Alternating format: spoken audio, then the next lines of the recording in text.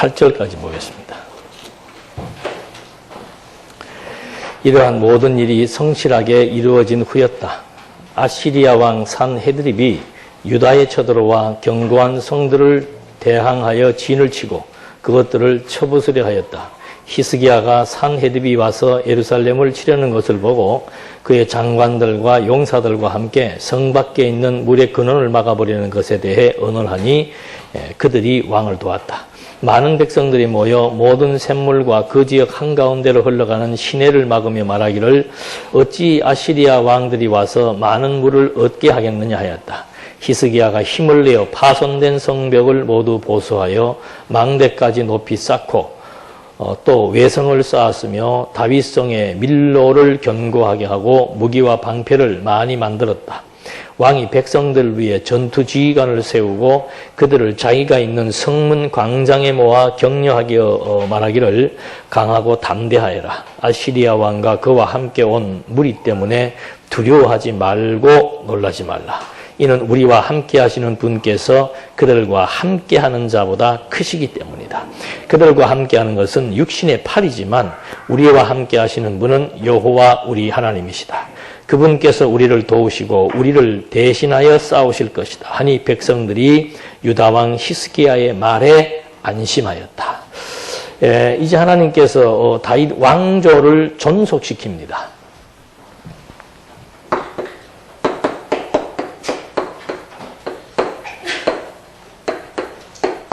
다윗 왕조를 존속시키시는 이유는 다윗에게 이미 약속을 했고 또 그것을로 1000년 전에 유다에게도 약속을 했고 그래서 다윗에게는 구체적으로 이 다윗의 왕조가 국민이나 왕의 행위와 상관없이 또 주변 나라들과의 어떤 전쟁 역사와도 상관이 없이 하나님께서 이 왕조를 보호해서 존속시켜서 보호하신다는 사실을 백성들에게 알게 하는 겁니다. 그래서 먼저 그 존속시키는 그 방법이 개혁과 번영입니다.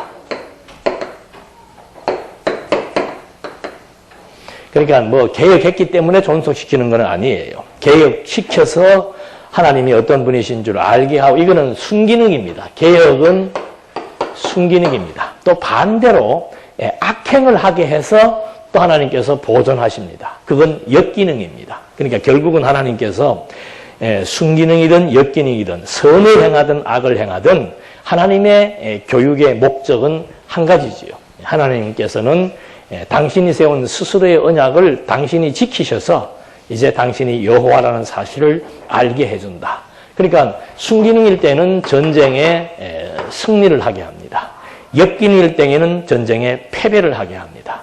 그렇게 해서 하나님께서 존속시켜 나가는 과정이죠. 그래서 이 개혁을 먼저 시키는데 개혁의 핵심은 성전 수축입니다. 무너진 성전을 다시 재건축해서 그 성전에서 제사를 드림으로 하나님과의 관계를 회복시켜 나가는 겁니다. 하나님을 기억하고 하나님 앞에서 모든 것을 판단하고 생각하게 한다라고 하는 거.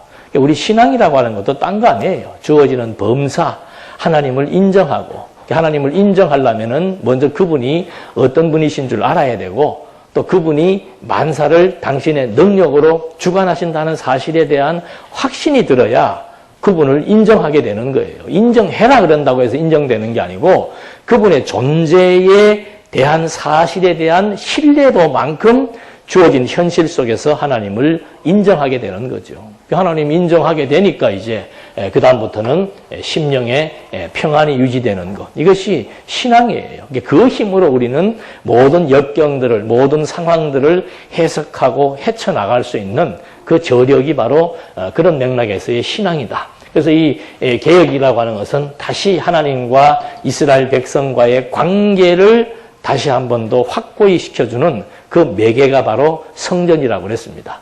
그 다음에 이제 개혁을 시켜놓고 난 다음에 히스기야를 중심으로 나라가 번영되게 하는 거죠. 번영되게 하기 위해서 제일 먼저 주어지는 일이 뭔가? 그게 이방 아수르의 침공이에요. 그러니까 우리는 자꾸 번영한다 그러면은 아무런 어려움 없이 그냥 잘 되는 것만 생각을 하죠. 형통한다 그러면은 아무런 어려움이 없이 잘 되는 것만 생각을 해요. 근데 인간은 상대적 존재입니다. 그러니까 어떤 과정 없는 결과가 주어지면은 그 결과에 대한 가치를 알 수가 없습니다. 그러니까 이 전쟁이라고 하는 과정을 통해서 하나님이 이 민족과 함께하고 하나님이 전쟁을 주관하신다는 사실을 알게 하려면은 전쟁의 과정이 필수예요. 그래서 때로는 어려운 일이 주어지고 때로는 여러 가지 많은 상황들이 우리 생각대로 안 되고 또 인간관계에 문제가 생기고 여러 가지 많은 인간의 삶 자체가 고해라 그러잖아요. 고해. 막 그냥 고난의 숲이에요. 역경 속에서 살아가는 거란 말입니다. 그런 배경 속에 두신 이유가 뭔가 그런 과정 속에서 하나하나 정리될 때 그때 하나님이 함께 한다는 것도 알 수가 있고 하나님이 전쟁의 주관자라는 거, 역사의 주관자라는 것도 알 수 있고 하나님이 내 가정을 지킨다는 것도 알 수 있고 하나님이 나와 함께 한다는 것도 알 수 있고 그러니까 그것을 알게 하기 위한 환경 조성을 하나님께서 해나가시는 겁니다. 그러니까 하나님을 모르는 사람들은 환경만 보고 좌절할 수밖에 없죠. 하나님 왜 이러십니까? 도대체 우리나라는 왜 이렇습니까? 우리는 왜 이렇습니까? 내 가정은 왜 이렇습니까? 나는 왜 이렇습니까? 계속해서 하나님에 대한 원망과 불평과 주어진 여건을 제대로 지금 해석하지 못하는 것은 불신이에요. 하나님에 대한 불신이에요. 그러나 하나님을 인정한다라고 하는 것은 뭔가 이런 환경에 대한 이유를 알고 있는 거라 이 말입니다. 무엇이든지 알고 당하면 쉬워요. 모르고 당하니까 힘들고 어렵고 좌절하는 것이지만 어떤 사건에 대한 이유를 알고 의미를 알면은 낙심할 것도 없고 절망할 것도 없고 왜? 지금까지 살아온 인생만 해석해봐도 하나님이 함께 하시는 게 너무 분명하잖아요. 하나님이 행하시는 게 너무 분명하잖아요. 하나님이 모든 역사를 주관한다는 게 너무도 분명하지 않습니까? 그게 깨달아 믿어지니까 오늘 주어진 이 전쟁이라고 하는 위기, 가장 인간에게 참혹한 현실은 지진이나 이런 자연재해도 있지만은 전쟁, 사람과 사람이 맞붙어서 서로 상대를 죽이면서 피를 보는 거, 그거 굉장히 인간에게 제일 괴로운 일입니다. 그걸 지금 하나님은 계속해서 섭리해 나가시는 거죠. 창조 과정도 보십시오. 창조 과정도 처음부터 질서가 있는 게 아니에요. 태초에 하나님이 천지를 창조하셨는데 창조한 모든 피조 만물이 땅이 어떻게 해요? 혼돈하고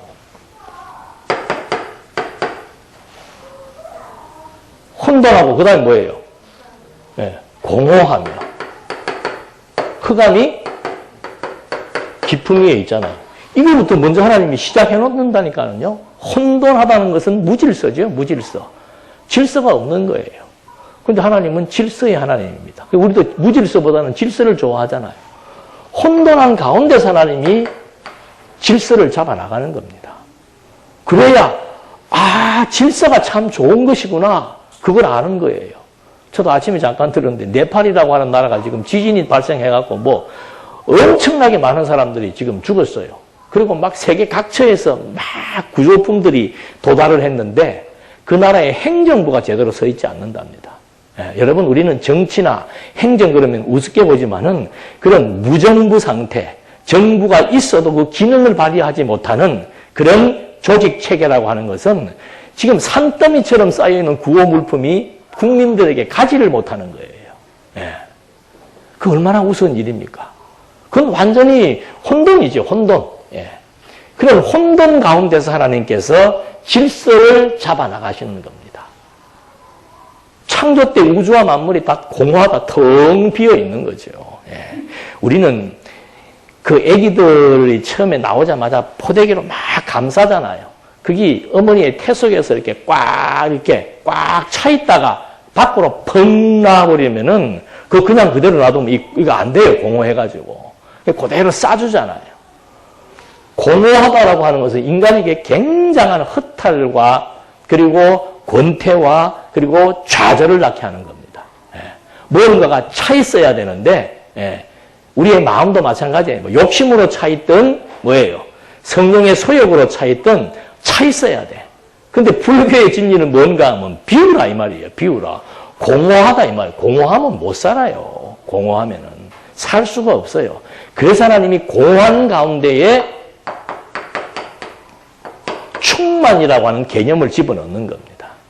하나님의 능력으로 나를 꽉 붙들고 계신다. 하나님의 은총이 내 심령에 충만하다. 하나님의 능력이 우리 가정과 교회 위에 충만하다. 꽉 차 있다라고 하는 그런 개념. 그러니까 우리는 비어있는 것을 견디지 못해요. 비어있는 것을. 그래서 비게 하신 이유가 뭔가 채워지는 의미를 알게 하는 겁니다. 어둠이라는 것은 말 그대로 고통입니다. 어둠을 좋아하는 건 나쁜 짓 하는 사람들이나 어둠을 이 세계에서도 마찬가지예요. 어둠의 세계라고 그러잖아요. 어둠의 세계. 온갖 범죄들은 밤에 다 이루어지는 거죠. 그러나 하나님의 사람들은 어두움은 본능적으로 어두움은 두려움이에요. 어두움의 공포, 그 시커먼 데 들어가면 막 두렵습니다. 그 바다도 그래요. 좋은 그 바다, 가까운 이런 좋은 바다는 물 색깔이 초록 색깔이고 파란색이죠. 깊은 바다에 가보십시오. 바다 물 색깔이 검은색입니다. 검은색. 거기는 저는 그런 바다를 한번 가본 적이 있어요. 거기는 배에서 저는 수영을 좋아하는데 막 뛰어들어가고 싶은데 보통 물을 보면 그 물을 딱 보면은 무서워요. 거기 들어가면 밑에서 뭐가 잡아 당길 것 같고 어두운 흑암이라고 하는 것은 두려움과 공포입니다. 우리 오장육부의 콩팥도 색깔이 검정색이에요. 콩팥이 허한 사람들은 두려움이 자꾸 생기는 거예요. 그건 자기도 못 말려요. 똑같은 상황 속에서 한 사람은 아무렇지도 않은데 한 사람은 막 두려워요. 왜 그런가? 그 오장으로 말하면은 흑암, 검은 색깔을 주장하는 콩팥의 기능이 약해져 있으면 자꾸 두려움이 생기는 거예요. 두려움 가운데서 하나님께서 그 두려움을 깨치게 하려고 흑암 가운데서 뭐가 나타나는 거예요? 빛이 드러나는 거예요.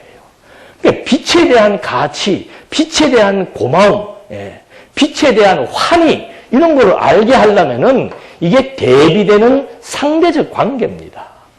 우리 삶의 여건도 똑같아요. 하나님이 왜 때로는 나를 병들게 했지? 왜 자꾸 이렇게 어려움이 주어지지? 뭔가 앞이 보이지 않게 캄캄하지? 뭔가 내 마음이 이렇게 자꾸 텅 비어있고 허무한 느낌이 들지? 왜 이렇게 머리가 혼돈이라는 것은 우리로 말하면 머리가 복잡한 거예요.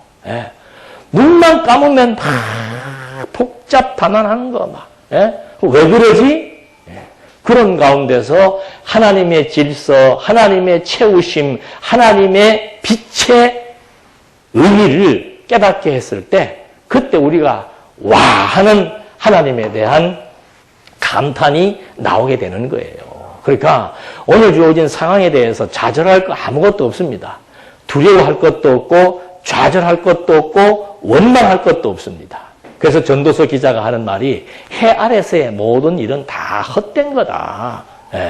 그건 참된 가치가 아니라 이 말입니다. 그런 것 때문에 마음 빼앗겨서 뭐 상실감, 공허, 허탈, 두려움, 뭐 염려, 초조 할 것 없다는 거죠. 왜? 그 가운데서 하나님이 우리를 이게 세상이에요.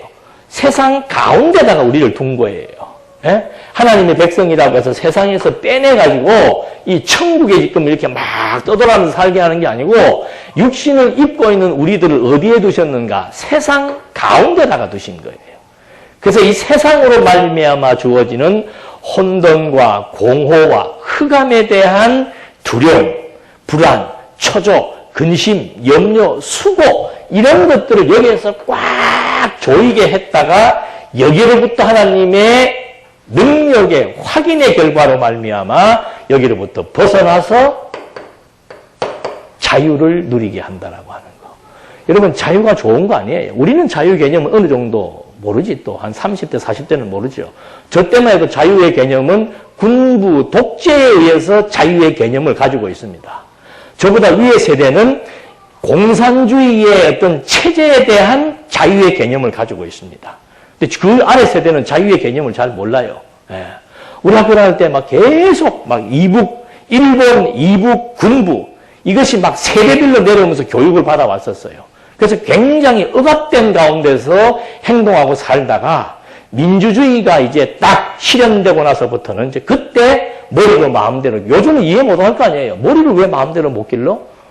머리 못 길려고 했던 시대가 있어요. 머리가 길면은 요즘은 여자들의 옷이 나는 잠옷을 입고 다니는지 속옷을 입고 다니는지 구분이 안 가. 옛날 우리 세대는 그게 다 속옷이에요. 근데 이제 이번 여름도 기대가 돼. 예. 뭐 벌써부터 다 벗고 다녀, 다 벗고.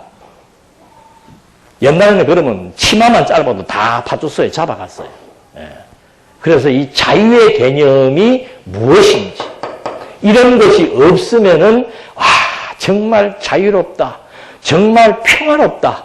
와, 내가 하나님을 의지하고 하나님의 이름을 부르고 하나님과의 관계가 형성된 가운데서 살아간다. 이것이 내한테 얼마나 큰 행복인고 행운인고 그걸 알게 하려면은 이 환경은 필수지요. 그래서 주어진 여건, 오늘 먹을 것과 입을 것이 있은 줄, 족한 줄 알라라고 하는 말의 의미는 뭔가? 염려하지 말라 그 말이에요. 내가 비록 지금 이쪽에 있지만 이쪽에 있어도 절대 하나님의 백성은 혼자 있는 게 아니라고 예수님이 약속했잖아요. 세상 끝날까지 어떻게 해요? 한순간도 우리를 놓지 않고 세상 끝날까지 항상 당신의 성령을 통해서 우리와 함께 한다라고 하는 그 약속의 말씀이 우리가 진리라고 믿고 있는 성경에 그대로 기록이 되어 있고 지금도 마찬가지입니다. 내가 주님의 능력을 힘입지 않고서 어떻게 내가 호흡할 수 있고 어떻게 움직일 수 있고 어떻게 내가 성령의 역사가 아닌데 하나님에 대한 호소가 생기고 하나님을 찾고 싶고 하나님을 의지하고 싶고 오늘 이렇게 교회로 발걸음이 옮겨진다라고 하는 이것은 우리의 본 마음이 아닙니다. 하나님이 지금 나를 붙들고 있다는 산 증거이고 하나님이 내 생각과 마음과 의지를 다 주관하신다라고 하는 산 확정적 결과예요. 그러니까 우리가 염려하지 않는 거예요. 그게 깨달아 믿어지니까. 그러니까 이걸 깨달아 믿어지게 하기 위해서 하나님께서는 날마다 하나님이 어떤 분이라고 하는 사실, 영의 양식을 우리에게 일용할 양식을 공급해 주는 거란 말입니다. 육신이 새끼, 두 끼 내지 세 끼를 먹어야 육신이 이렇게 지탱할 수 있는 것처럼 우리의 영혼도 마찬가지예요. 일용할 양식을 먹지 않으면은 그 사실을 잊어버리게 된다니까요. 예? 내가 지금 이게 하나님이에요. 그리고 이게 세상입니다. 이 세상 가운데 내가 있는데 이 말씀을 통해서 이 하나님과 나와 이 관계가 끊어지게 된다는 것은 말씀이 주어지지 않으면 이 관계가 자꾸 약해지게 되는 거예요. 희미해지게 되는 거예요. 그러다 보면 눈에 보이는 건 뭐만 보입니까? 이 엄청난 무시무시한 이 어둠의 세력, 그 환경이 지금 나를 지배하는 것만 보이게 되는 거죠. 그래서 우리가 작아지는 거예요. 위축되는 것이고 작아지는 것이고 좌절할 수밖에 없고 미래에 대해서 염려할 수밖에 없고 그냥 하루가 불안할 수밖에 없는 거죠. 그러나 말씀이라고 하는 것은 뭔가? 하나님에 대한 확증이에요. 하나님에 대한 확증. 예. 계속 들어야 됩니다. 예. 계속 들어야 돼요. 여러분 지금 오늘 강의하는 이 강의 아침에 듣고 나면 이제 뭐 더 들을 필요 없다고 생각될지 모르겠지만은 집에 가셔서 또 한 번 들어보세요. 놓친 게 엄청나게 많습니다. 지금 1시간 강의를 하지만 1시간 여러분들이 제대로 듣는 거는 불과 10분 내지 20분 내가 필요한 것만 듣게 돼 있어요. 건강한 사람들이나 편식하지 않고 주어지는 양식을 다 먹지 대부분의 사람들은 다 자기 주관, 자기 관점, 자기 필요성에 의해서 말씀을 듣기 때문에 한 번 들어가지고 제대로 그 내용을 다 흡수를 못한단 말입니다. 그래서 반복해서 자꾸 날마다 말씀을 들어야만 하나님에 대한 확신이 서는 겁니다. 예, 지식이란 뭐 오해도 야고보서에 나옵니다만은 지식이란 뭔가 아는 것만 가지고 얘기한다는 그 알미라고 하는 보편적인 알미의 개념이 뭔가 그거는 그냥 단순히 말하면 성경 지식이에요. 성경의 구조가 뭐다, 성경의 내용이 뭐다, 창세기가 어떤 구조로 돼 있고 창세기의 저자가 누구이고 뭐 마태복음이면 그것만 가지고 우리가 한다는 것은 그건 성경 자체를 공부하는 거예요. 우리가 지금 공부하는 것은 뭔가 하면은 성경이라고 하는 것은 도구예요, 도구. 예. 성경을 통해서 하나님을 지금 우리가 확인해 들어가는 거예요. 아, 성경의 구조나 내용들이 이러이러한 사실들을 통해서, 이거 사실이에요. 사실들, 진실을 통해서 진짜로 하나님이 이런 분이구나라고 하는 사실에 대한 깨달음. 이것이 지금 우리가 가지고 있는 관심사고 관점이에요. 네. 근데 대부분의 사람들 보면 성경 공부 좀 했다 하면 자기가 마치 뭐 하나님을 많이 아는 것처럼 하나님에 대한 무슨 대단한 믿음이 있는 것처럼, 그래서 야고보 선생이 하는 말이 믿음이라고 하는 것은, 하나님에 대한 믿음이라고 하는 것은 반드시 그의 행동을 통해서 표현된다고 말하고 있는 거예요.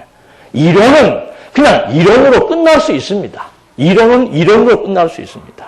여러분, 저에게도 마찬가지예요. 제가 이렇게 강의한다고 해서 내가 이 강의한 내용을 통해서 뭐 그냥 그대로 하나님을 내가 다 흡수하고 있다? 흡수된 부분도 있지만은 그냥 이론만 전달할 수도 있다는 거예요.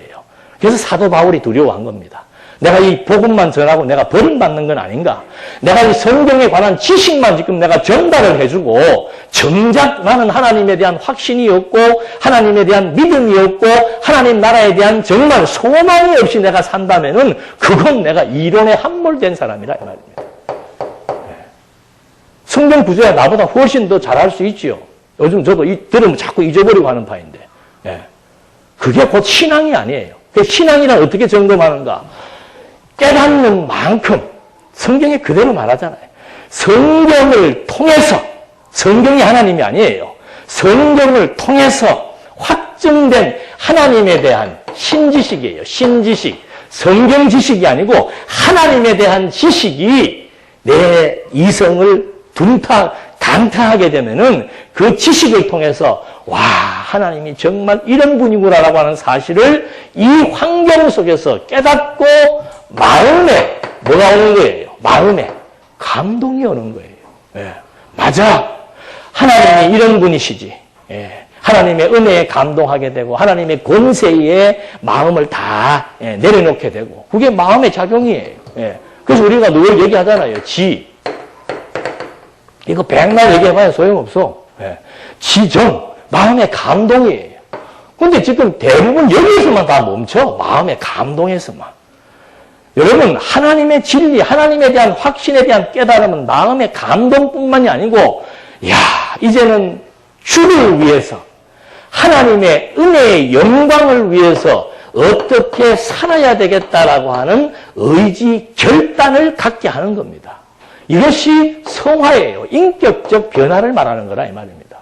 그래서 야고보 선생이 행함이 없는 믿음은 죽은 믿음이다. 그 행함이란 뭔가? 진리의 말씀을 통해서 하나님의 존재에 대한 확신을 갖게 된다는 것은 마음의 감동과 그 감동에 의해서 누구를 위해 살고 싶다라고 하는 의지 결단까지를 낳게 해서 의지 결단은 바로 행동화되게 되어 있는 겁니다. 그래서 이 진리를 깨닫고 나니까 그 말의 의미는 뭔가? 진리를 통해서 하나님의 존재를 확증하게 되니까 하나님의 속성을 깨닫게 되니까 내 마음이 편해지고 내 마음이 기뻐지고 내 마음에 천국이 이루어지는 그것으로 끝나는 게 아니고 그 은혜에 대한 감동은 이제는 나를 무엇을 위하여, 이게 순기능이에요. 정말 진리를 위하여, 교회를 위하여, 또 내 삶의 중심축 선한 일이 무엇인지를 깨닫고 그것을 위해서 살고 싶다라고 하는 의지가 계속해서 반복되게 되어 있다는 거죠. 그렇게 해서 담배 같은 것도 금방 안 끊어지잖아요. 그럼 담배가 왜 끊어지는가? 기도하면 끊어진다? 물론 기도하면 끊어지는 사람도 있겠습니다만은 담배가 왜 나쁜지를 알아야 돼요. 담배가 왜 나쁜지를 알고 그 담배로 주어지는 폐해에 대한 마음의 두려움이 생겨야 돼요. 아이고, 이거 하다가 큰일 나겠구나. 그러면 그 마음에 대한 두려움이 생기면 자연스럽게 의지가 이거 끊어야 되겠다. 끊어야 되겠다. 그러니까 얼마만큼 담배가 해악인지에 대한 정보를 정확하게 가지고 있는 만큼 그것이 내 몸을 어떻게 망가뜨린다는 것에 대한 두려움이 생기게 되고 그 두려움에 의해서 이거는 끊어야 되겠다, 끊어야 되겠다. 그래서 단번에는 잘 안 끊어지지만 이게 반복이에요, 반복. 그러니까 계속해서 교육받잖아요. 금연 교육, 알코올 중독 교육, 마약 중독 교육. 그 교육은 뭔가? 계속해서 반복적인 교육을 시키는 거예요. 우리도 똑같아요. 진리의 말씀을 일용할 양식이라고 그러잖아요. 반복이에요, 반복. 일용할 양식에 대한 반복입니다. 계속해서 깨달음이 주어지니까는 순기능으로 지금 발동을 해가지고, 아, 정말 내 일평생 내 삶의 가치가 무엇인가? 나는 어디에다가 내 삶의 가치를 두고 내 인생의 목표를 어디에 두고 내가 살 것인가? 예. 정말 인생 살면서 가장 가치로운 삶이 무엇인가? 가장 의미 있는 삶이 무엇인가? 그것은 자기 하나님께서 주시는 깨달음과 감동의 결과로 발생되어지는 거라 이 말입니다. 그래서 그것을 위하여. 그래서 바울이 먹는 것도 굶는 것도 죽는 것도 사는 것도 다 누구를 위하여. 신지식이에요. 신지식. 하나님의 영광을 위해서 그렇게 살고 싶다라고 하는 의지결단. 이래서 오늘 이 번영의 첫 단계가 아수르 침공이라고 하는 것에 대한 신학적 의미, 이건 너무도 우리 삶에 있어서 중요한 거기 때문에 자세하게 말씀을 드린 겁니다. 그렇게 해서 이제 히스기야 왕 때, 히스기야는 이미 이 개혁을 통해서 백성들로부터 이제 확고한 신임을 얻게 된 거예요. 아주 히스기야의 그 신앙심에 대해서 백성들이 인정을 하고 히스기야의 진정성을 백성들이 다 같이 공감한 겁니다. 그렇게 해서 아수르 왕이 쳐들어오겠다라고 하니까 이제 히스기야가 전투 지휘관을 세우는 거죠. 지휘관이 없다라고 하는 것은 아까도 말씀드린 대로 우리가 자꾸 이 체제를 교회의 조직을 무시하고 교회의 행정을 무시하는 경향이 있는데 아니에요. 체제개혁도 철저한 조직과 행정에 의해서 움직이는 겁니다. 리더가 없는데 모든 것들을 어떻게 행한단 말입니까? 인간의 모임 자체가 조직인데. 그래서 여기도 지금 전쟁이 딱 발생하니까 전투지휘관을 세우는 겁니다. 전투지휘관을 세워서 그들에게 격려를 하는 겁니다. 뭐라고 격려하는가? 강하고 담대해라. 여러분, 그 격려가 전투지휘관들을 모아놓고 강하고 담대해라. 그런다고 강하고 담대해집니까? 그 앞에 뭐가 있은 거예요? 성전 제사 행위를 통해서 하나님과 이스라엘 백성들의 관계를 다시 한번 확인하게 된 거죠. 맞아. 이 민족의 역사를 공부하는 겁니다. 아, 하나님이 우리 민족을 어떤 애굽에 종살이 했다가 우리를 광야에서 애굽에서 해방시켜 광야길을 40년 걷게 했고 가나안 땅을 정복하기까지 300년의 전쟁의 역사를 가운데서 하나님이 이 민족을 보호해서 우리에게 이 가나안 땅을 다 점령하게 했고 그리고 다윗 왕을 세워서 통일왕국을 세웠고 오늘의 이 왕조가 지금까지 이어지고 있다는 사실을 히스기야는 개혁을 통해서 백성들에게 하나님이 어떤 분이신지를 교육을 한 거라 이 말입니다. 그 선지식이 있으니까 히스기야가 전투 장군들에게 강하고 담대하시오 그 말 한마디에 대한 의미를 군장들은 깨닫게 된 거예요. 7절 한번 보십시다. 강하고 담대하여라. 아시리아 왕과 그와 함께 온 무리 때문에 두려워하지 말고 놀라지 말라. 그 이유는 뭔가? 우리와 함께 하시는 분께서 그들과 함께 하는 자보다 크시기 때문이다. 우리가 믿는 신과 그들과 비교를 해봤을 때 우리가 믿는 신의 능력이 월등하다. 그게 신지식이에요. 신지식. 그게 확실히 깨달아지면은 강하고 담대함이 생기는 거죠. 우리가 믿는 신을 알지도 못하는데 여러분 강하고 담대해야 됩니다. 그거는 절대 마음대로 안 됩니다. 대상을 알게 될 때 내가 믿는 믿음의 대상이 어떤 존재인지 알게 될 때 그때 그분을 의지하게 되니까 그분이 나와 그분을 의지하게 되고 그분이 나와 함께하고 있다. 이 사실이 깨달아지니까는 강하고 담대함이 생기는 것이지 그게 아니면 생길 수가 없지요. 여호수아가 요단강가에 앞에 서가지고 지금 전쟁을 치르러 가야 되는데 얼마나 두렵겠습니까? 상대방은 지금 모든 만반의 준비를 다 갖추고 있고 여호수아의 군대는 뭐 장비도 없어요. 군사력도 없고 그냥 무지막지하게 들어가는 겁니다. 얼마나 죽으러 가는 거하고 똑같지요. 그때 하나님이 여호수아에게 뭐라고 얘기하는 겁니까? 내가 모세와 함께 했던 것처럼 너와 함께 할 것이다. 여호수아는 알잖아요. 하나님이 모세와 어떤 능력으로 함께 했는지를 알잖아요. 그 말이 믿어지니까 모세의 마음에 두려움과 공포심이 사라지고 좌우로 흔들리는 갈등이 없어지고 오직 초지일관, 앞을 보면서 나갈 수 있는 그런 진취력이 나타나게 되는 거예요. 그러면서 8절 그들과 함께하는 것은 육신의 팔이지만 이 기가 막힌 말이에요. 아수르 군대가 막강하다 하더라도 그들의 힘은 육신의 팔이지만 우리와 함께 하시는 분은 여호와 우리 하나님이시다. 그분께서 우리를 도우시고 우리를 대신하여 싸우실 것이다 하니 백성들이 유다왕 히스기야의 말에 뭐 했더라? 안심하더라. 예. 두려워하지 않고 놀라지 않고 초조해하지 않는 이유는 뭔가? 여호수아가 하나님에 대한 소개를 했는데 그 하나님에 대한 소개는 이스라엘 역사를 통해서 사실로 다 판명된 역사예요. 사실의 역사. 예. 제일 중요한 게 사실관계예요. 사실관계. 우리가 하나님을 믿는 것도 사실관계예요. 뭐 무슨 개념으로 믿거나 허구적인 것을 믿는 게 아니고 사실관계입니다. 그래서 그 얘기를 해주니까는 군인들도 용기 백배하게 되고 백성들도 마음에 뭘 얻는 거예요? 안심을 하게 되는 거죠. 여러분, 우리 마음에 안정감 얻는다라고 하는 것은 정말 이 세상 것 가지고는 결단코 안정감을 얻을 수 있는 것이 없습니다. 왜?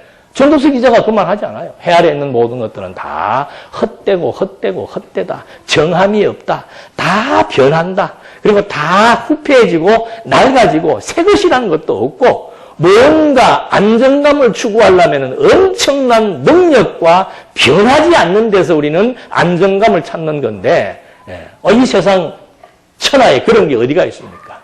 그래서 처음부터 하나님의 존재에 대한 것을 확인시켜 줄 때 그게 깨달아 믿어질 때 마음에 안정감이 생기게 된다라고 하는 거. 이게 믿음이에요. 믿음. 그래서 믿음은 바라는 것들의 실상이요 보지 못하는 것들의 증거라. 하나님이 보이지 않습니다. 하나님의 약속은 전쟁에 이기겠다고 했습니다. 하나님이 우리와 함께 한다고 했습니다. 그 바라는 것들이 실제로 믿어지고 보이지 않는 것들을 볼 수 있는 그런 믿음의 눈과 믿음의 확신, 이것이 우리들에게도 강함과 담대함과 심령의 안심을 갖게 한다라고 하는 것. 그렇게 해서 이제 딱 백성들이 안정된 가운데 있으니까 아수르 신복이 하나님을 비웃고 무리를 설득하려고 합니다. 한번 보실까요? 이후에 아시리아 왕 사네립이 그의 온 군대를 거느리고 라기스를 치고 그의 신하들을 예루살렘에 보내어 유다 왕 히스기야와 예루살렘에 있는 온 유다 백성들에게 말하였다.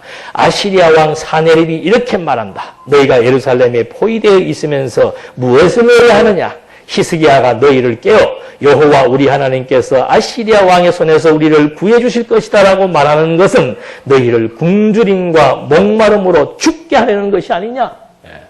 지금 현실은 어때요? 현실은 이 아수르 왕의 신하가 하는 말이 맞아요. 지금 포위됐습니다. 예루살렘은.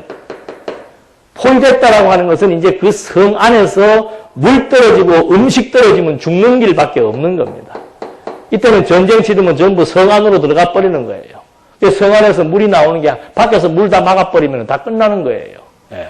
그러니까 이 사내립 그 군대가 사내립 왕의 부하가 보는 시각은 보이는 것만 보는 시각이지요. 맞는 거예요. 당신들은 지금 포위됐다. 당신들은 이제 물도 없고 양식 떨어지면 끝나는 거다. 근데 지금 히스기야가 뭐라 그러더냐? 하나님이 너희와 함께해서 구출해준다 그러지 않느냐? 예. 우리는 어때요, 여러분? 예? 지금 우리 이런 엄청난 상황 속에 있을 때 누가 하나님 얘기하면은 옆에서 야 하나님이 밥 먹여주냐? 교회가 밥 먹여주냐? 그런 빈정거림을 들을 때 맞아. 나는 지금 이거 완전히 사면초가지. 여기에서 무엇을 의지해야 내가 살 것인가? 여기에서 내가 어떻게 해야 살 것인가? 만약에 그런다면은 그건 완전히 불신앙이죠. 완전한 불신앙이에요. 아무리 비웃고 아무리 상황이 이거 사실이에요. 실제로 그런 열악한 환경에 처해 있고 공궁에 처해 있다 하더라도 히스기야는 지금 뭘 말해준 겁니까? 팔에 있다라고 하는 건 사실이에요. 아수르의 군대의 힘은 팔에 있는 거 맞아요. 그러나 이 팔은 보이는 거지만 지금 히스기야는 이걸 지금 본 거예요. 이걸. 보이지 않는 하나님의 능력을 봤다는 거죠. 뭘 통해서? 과거의 이스라엘의 역사를 통해서. 그러니까 지금 이것만 보게 되면 두려워 떨 수밖에 없지만 이 세계를 바라보게 되고 보이지 않는 하나님에 대한 확신, 그분이 어떤 분이라고 하는 사실을 알게 되니까 누가 와서 무슨 이 지금 실제적인 사건과 상황에 대해서 누가 무슨 말을 해줘도 나는 좌절하지 않는다. 나는 두려워하지 않는다. 왜냐하면 나는 하나님을 알고 하나님을 의지하는 그 힘으로 나는 안심할 수 있다라고 하는 거. 이게 신앙이에요. 예. 여러분, 말씀을 듣고 우리가 인생을 살아가면서 그 진리가 나에게 어떤 유익을 주는가, 그거 바로 이게 나에게 직결되는 거예요. 예. 여러분 한번 생각을 해보시죠. 내가 아무리 운전을, 저도 한번 옛날에 큰 사고 났잖아요. 예. 아무리 뭐 차선을 잘 지키고 정석대로 해도 예. 차가 막 앞에서 와서 들이받고 막 뒤에서 와서 들이받고, 엊그저께도 저 서울 올라가는데 기차가 안 와요. 기차가. 그거 왜 안 오는 걸 보니까는 기차 위로 지나가던 분뇨차가 떨어져서 그거 돼버렸대. 기차가 아무리 조심해서 가면 뭐합니까? 우리 인생이라고 하는 거는요, 진짜 한 치 앞을 알 수도 없고, 예, 순간순간 이게 얼마나 위태롭고 불안한 상황인지 몰라요. 예. 그런데 지금도 보십시오. 뭐 지진대가 지금 온데 지금 다 퍼져가지고 언제 터질 줄도 모르고, 일본은 지금 화산 하나가 폭발한다 그러고, 예? 백두산도 좀 있다가 터진다 그러고, 환경적인 요인, 상황적인 요인, 예? 마음을 둘 수가 없습니다. 이 뭐 세상이 험해가지고 애들 함부로 밤에 내보내기도 힘든 정말 무시무시한 세상이에요. 예. 이것만 바라보면 좌절할 수밖에 없지요. 예. 이 세계만 바라보고 나를 이 세계의 가치로 나를 판단하고 측정하고 비교해 본다면은 내 인생은 뭐냐 이 말이에요. 그래서 자살하는 거예요. 예. 내 인생은 실패다. 나는 너무 불안하다. 내 미래는 뭐냐? 예. 이것만 가지고 보이니까. 예. 우리의 미래는 여기에요. 우리의 미래는 여기입니다. 내가 믿는 믿음의 대상은 이분이에요. 예. 영원하신 분이에요. 우주와 만물을 창조하시고 창조한 피조물을 당신의 뜻대로 섭리해 나가시고 당신의 능력으로 붙들고 계시는 분이에요. 지구가 반쪽 나는 것도 당신의 능력과 당신의 허락이 없으면 반쪽 날 수가 없어요. 아무리 과학적으로 반쪽 난다고 해도 당신이 기운 풀지 않으면 반쪽 안 나요. 그래서 초과학이라고 하는 것이 나오는 거예요. 초자연이라고 하는 사건이 그래서 발생하는 거라 그 말입니다. 왜? 하나님이 창조주로서 이 피조 세계를 당신이 붙들고 계시기 때문에. 아니, 지금 이 아수르 사람들은 그들의 팔을 의지하지만 유대인들은 이 팔을 움직이는 아수르 사람들의 생각과 몸과 생명을 주관하는 여호와 하나님의 손에 지금 달려있다라고 하는 사실. 그걸 지금 보고 그걸 믿고 산다라고 하는 그것이 우리 믿음의 생활이지요. 그래서 이 아수르 신복이 하나님을 비웃고 도리어 하나님의 능력으로는 건져낼 수 없다라고 무리를 이렇게 조롱하고 있는 거죠. 12절 한번 볼까요? 그러니까 여호와의 산당들과 제단들을 헐고 유다와 예루살렘에 명령하기를 한 제단 앞에서만 경배하고 그 위에서만 분향하여라. 한 자가 바로 히스기야가 아니냐? 너희는 나와 내 조상이 이 세상의 모든 백성들에게 행한 일을 알지 못하느냐? 세상 민족들의 신들이 그들의 땅을 내 손에서 구해낼 수 있겠는가? 실제로 그 시대에는 아수르가 그 주변을 다 점령했던 시대입니다. 완전히 아수르 제국이라고 그러잖아요. 아수르 제국. 그런 시대였습니다. 14절. 내 조상이 멸망시킨 이 민족들의 모든 신 중에서 누가 자기 백성을 내 손에서 구해낼 수 있었느냐? 너희 하나님이 너희를 내 손에서 구해낼 수 있겠느냐? 이제 히스기야에게 속지 말고 꼬임에 빠지지 말고 그를 믿지도 마라. 어느 민족이나 어느 나라의 신도 자기 백성을 내 손과 내 조상의 손에서 구해내지 못하였는데 하물며 너희 하나님이 너희를 내 손에서 구해내겠느냐?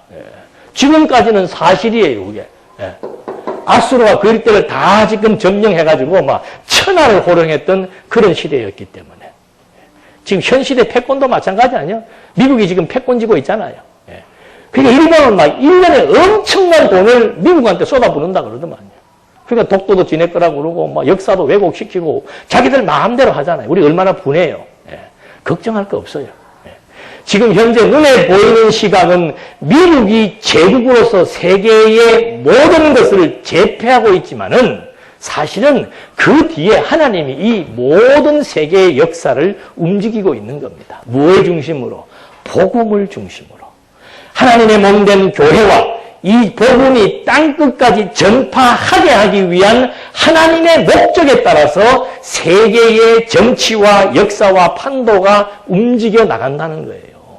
그래서 우리는 하나님의 눈동자, 하나님의 눈동자가, 불꽃 같은 눈동자가 하나님의 교회를 향해서, 하나님의 백성들을 향해서 항상 지켜보고 있다라고 하는 것. 그것이 우리에게는 안심거리예요. 아무리 미국이 막강하든 일본이 막강하든 중국이 막강하든 그거는 보이는 현상계입니다. 현상계. 그 이면에 미국과 중국과 일본과 이북을 주관하시는 하나님의 역사와 의도와 때와 뜻이 어떻게 전개되는 것은 이 성경의 역사를 보면 알 수 있는 거예요. 모든 역사의 중심은 하나님의 교회입니다. 하나님의 교회가 그만큼 가치롭고 소중하고 세계의 역사를 하나님의 교회를 위해서 지금 역사를 끌어나간다는 것이 우리는 2000년 교회사를 보면 그대로 나타나고 있잖아요. 그래서 하나님의 몸된 교회가 되었다는 것, 또 우리에게 이렇게 유형교회를 주셨다는 것, 이것이 얼마나 소중한 가치인 것은 더 이상 말할 나위가 없는 거예요. 그래서 이런 모든 섭리 역사를 통해서 이면의 섭리에 나가시는 하나님을 깨달아 알게 될 때, 그때 어떤 현실적인 어떤 유혹과 조롱과 핍박이 주어져도 그것으로부터 안심하고 담대할 수 있는, 이것은 여호와에 대한 확신이다. 그러면서 아수르 왕 산헤립이 하나님을 욕하고 승리를 장담합니다. 16절 산헤립의 신하들도 여호와 하나님과 그분의 종 히스기야를 더욱 비방하였다.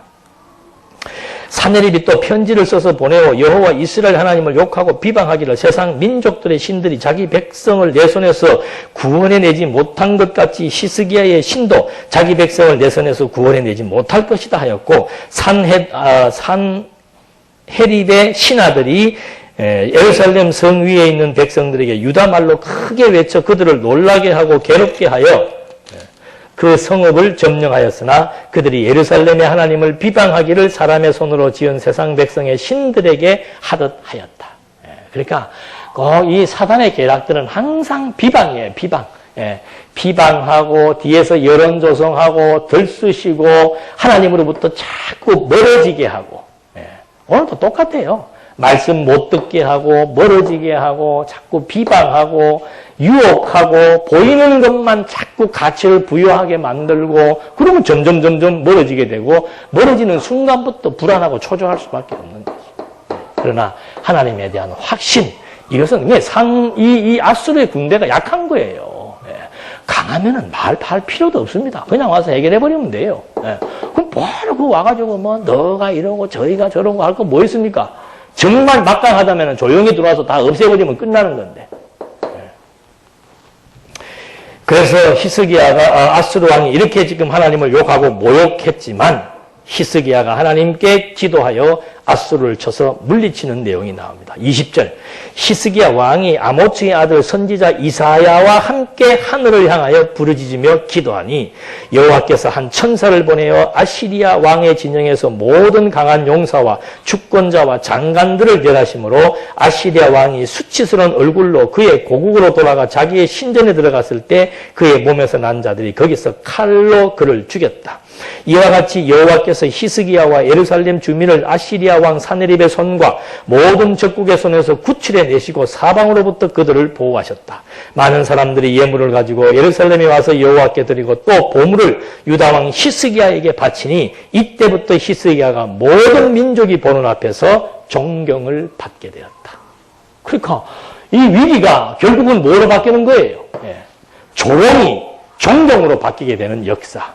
그래서 우리가 조롱받는다? 그거 괜찮아요. 왜? 하나님께서 그 다음 다른 개념을 우리에게 또 심어주고 알게 하는 거죠. 그러니까 이런 위기 앞에서 히스기야가 취한 것은 뭐예요? 하나님 앞에 기도하는 거예요.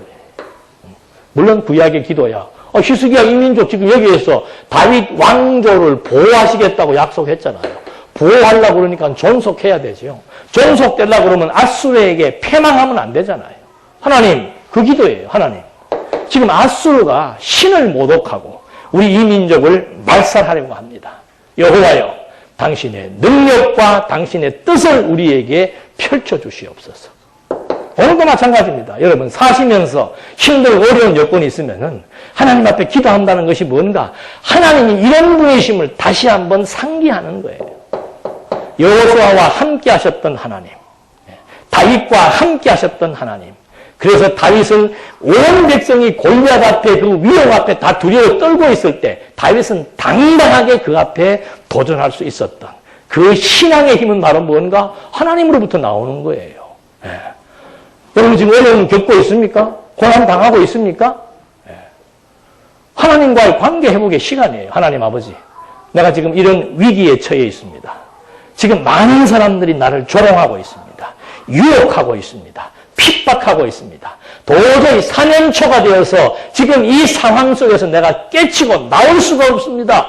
하나님, 그게 기도예요. 하나님을 인식하는 거라 그 말입니다. 상황 가운데서, 여건 가운데서 하나님을 기억하고 하나님을 의지하고 하나님으로부터 주어지는 심령의 안심을 얻는 그것이 기도의 효능이에요. 말씀 듣고 그 말씀을 상고하면서 지금 상황을 하나님 앞에서 해석하는 거, 그게 아름다운 기도입니다. 그런데 마음에 담대함이 안 생기겠어요? 담대함이 생기죠. 그 아름다운 기도를 왜 안 하세요? 그걸 어떻게 안 할 수가 있습니까? 뭐 그렇게 대단한 믿음이 있다고 그냥 뭐 한마디로 하나님이 하게 하시겠지. 그건 아직 덜 급해서 그래요. 그 정도는 아직 급하지 않다는 거예요.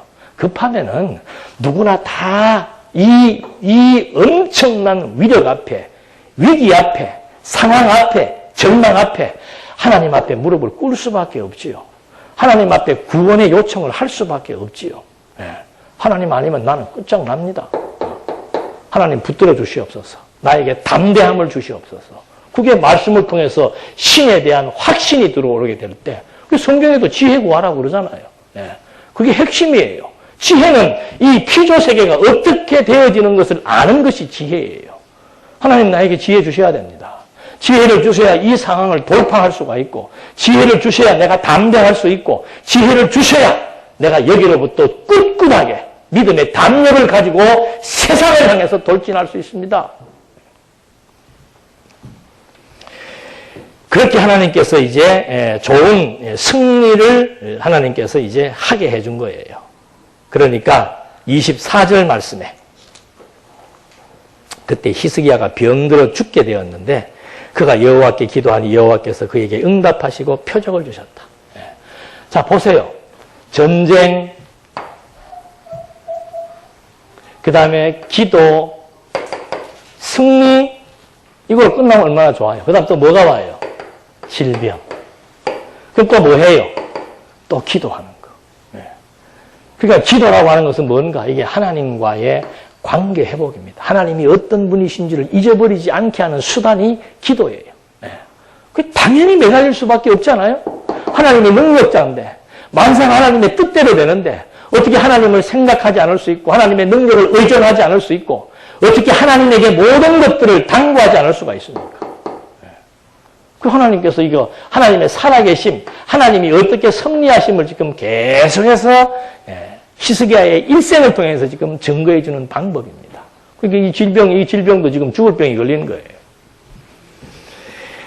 그러나 25절 히스기야가 마음이 교만하여 자신에게 주어진 은혜에 보답하지 아니하였으므로 그와 유다와 예루살렘 위에 진노가 내렸으나 마음이 교만하였던 히스기야가 자신을 낮추었고 예루살렘 주민들도 그렇게 하였으므로 히스기야 생전에는 여호와의 진노가 그에게 내리지 않았다. 그러니까 이 히스기야의 교만은 뭔가 하면 이제 질병에서 병을 고쳤으면은 사람들에게 누구를 자랑해야 됩니까? 하나님을 자랑해야 돼요. 근데 어려움에서 회복되고 나니까 이 전쟁에서 승리하면서 모아두었던 창고에 모아두었던 뭐예요? 재물을 바벨론의 사신들에게 자랑하기 시작을 하는 거죠. 그게 교만한 거예요. 그러니까 신약에도 바울이 그러잖아요. 우리는 그리스도 외에는 뭐 할 것이 없다. 자랑할 것이 없다. 근데 우리는 입 안 쓰면 자랑해요.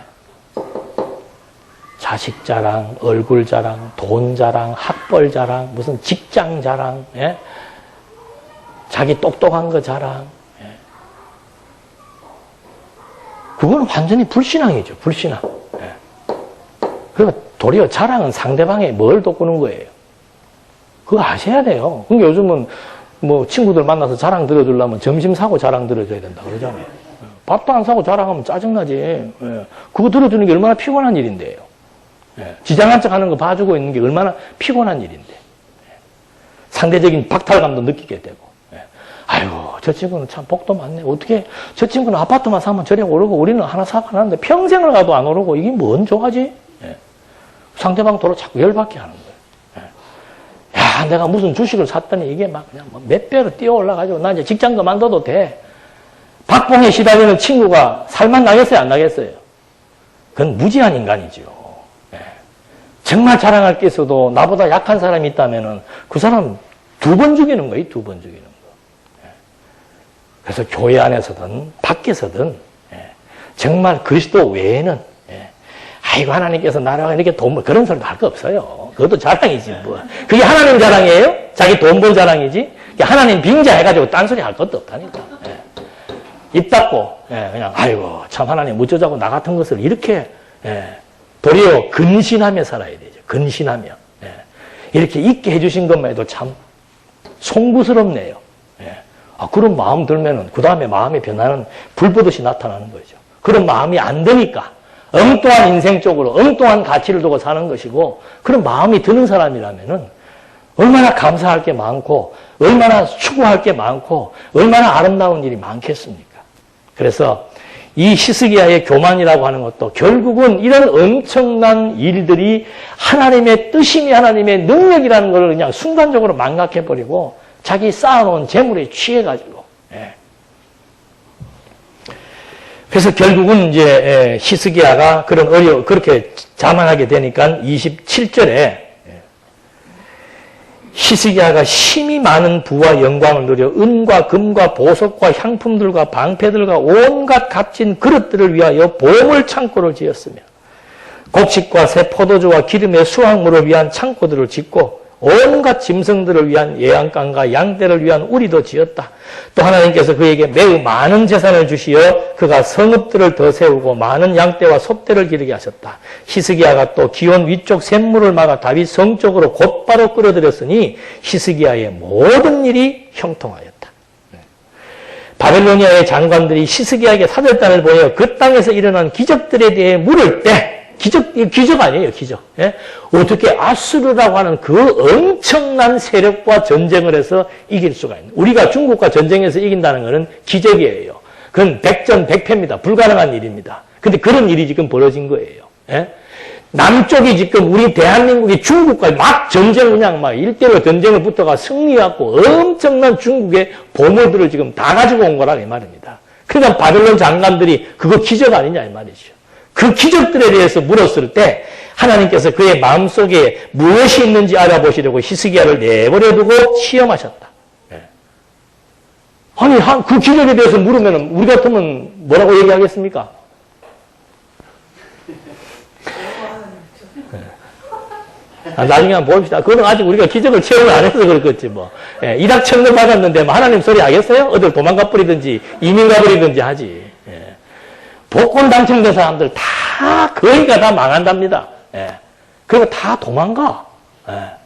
누가 좀 도와달라 싶어서 그러는가 아마. 예. 그래서 지금 하나님이 이 지금 히스기야가 그런 엄청난 기적을 만났을 때 어떻게 하는지를 지금 하나님이 시험해 본다 그랬습니다. 32절. 히스기야의 나머지 행적과 그의 선행이 아모츠의 아들 선지자 이사야의 묵시책과 유다와 이스라엘 왕조실록에 기록되었다.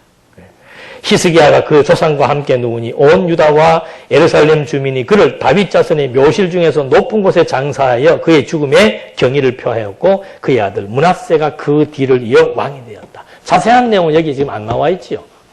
그러나 열왕기서에 보면은 히스기야가 어떻게 했는지가 나와. 그 사건 때문에 결국은 빈미가 돼가지고 바벨론에게 포로로 잡혀가가지고 바벨론이 알잖아요. 어디에 가면은 무슨 보물이 있다는 거 알잖아요. 그래서 그냥 그 보물 다 걷어가지고 바벨론에 포로되었을 때 바벨론이 그걸 다 걷어가지고 자기네 나라 창고에다 그대로 다 갖다 둔 거 아닙니까? 근데 하나님은 또 그걸 또 어떻게 해요, 나중에? 70년, 내 대에는 못 가져와. 70년 뒤에 다시 그걸 또 찾게 해가지고 그걸 또 다시 그 자리에 갖다 놓게 되니까 백성들이 여호와를 찬송할 수밖에 없지요. 70년 전에 얻었을 때는 자기 자랑하다가 하나님이 다 빼앗기게 했다가 70년의 포로라고 하는 엄청난 시련 과정을 거치고 나서 다시 그것을 그 보물을 제자리에 갖다 놓으니까 백성들이 찬송과 통곡이 나오잖아요. 그래서 빼앗겼다가 찾는 거 그게 참 의미 있는 겁니다. 어둠에 처했다가 빛의 세계로 나오는 거. 공허한 가운데 있다가 하나님의 은혜에 충만하게 되는 거. 무질서한 갈등 속에 살고 있다가 완전히 하나님의 뜻으로 정리된 질서 있는 삶을 산다라고 하는 거. 그것이 우리 삶의 의미입니다. 하나님 왜 그러십니까? 이거에 대한 진가를 알게 해서 하나님에 대한 찬송, 끊임없는 하나님의 그 은혜의 영광, 그것을 그 마음으로 감동하고 그것을 위해서 우리의 일생을 살아가도록 하나님이 선한 방향, 선한 목표, 선한 일을 지금 행하게 하기 위해서 하나님이 그런 과정들을 겪게 하는 거죠. 그래서 하나님의 백성들에게는 이런 의미에서 나쁜 거라는 건 없습니다. 때로는 내가 병들 수도 있고 어려울 수도 있고 또는 모함 속에 빠질 수도 있고 위기에 처할 수도 있고 죽음에 직면한 질병에 걸릴 수도 있습니다. 그러나 그런 것들의 과정들을 통해서 우리는 그걸 겪지 못한 사람들이 고백할 수 없는 하나님의 능력을 고백할 수 있고 하나님의 사랑을 노래할 수 있고 하나님의 권세 앞에 우리의 모든 것들을 다 맡기며 마음에 안심할 수 있는 이것이 바로 이런 과정을 통해서 결과로 주어지는 하나님에 대한 삶 교육이라고 하는 것. 좌절하지 마십시다. 누구 원망할 것도 없고 좌절할 것도 없고 탓할 것도 없고 오늘 우리에게 주신 하나님의 선하신 뜻이 무엇인지를 분별하고 내 일생 내가 사는 것이 아니고 내 속에 하나님의 영이 나로 하여금 살아가게 해서 지금까지 있게 했고 앞으로도 하나님의 정하신 때를 따라 하나님이 살아가게 하신다는 사실 앞에 미래에 대한 두려움 다 이제 오늘에 대한 이 확신이 우리 힘있게 인생을 살아가고 여호와를 찬송하게 한다는 것을 한 번 더 확인해 보았습니다. 기도하시겠습니다. 은혜와 사랑이 풍성하신 하나님 아버지, 정말 여호와 알지 못한다는 것은 바로 우리 삶의 흔들림이고 갈등이며 번민이며 두려움입니다. 오늘 주어진 이 현실 세계 앞에서 우리는 보이지 않는 하나님의 능력을 확실하게 체험하고 볼 수 있습니다. 하나님의 뜻이 무엇인지를 정확히 인지할 수 있습니다. 이제 진리의 말씀이 날마다 우리의 영혼을 견고하게 해주시사 오늘 주어진 여건과 환경 속에서 한 사람도 낙오하거나 좌절하거나 실망함이 없이 여호와만을 의지하는 그 힘으로 안정감을 얻고 살아갈 수 있도록 인도해 주시옵소서.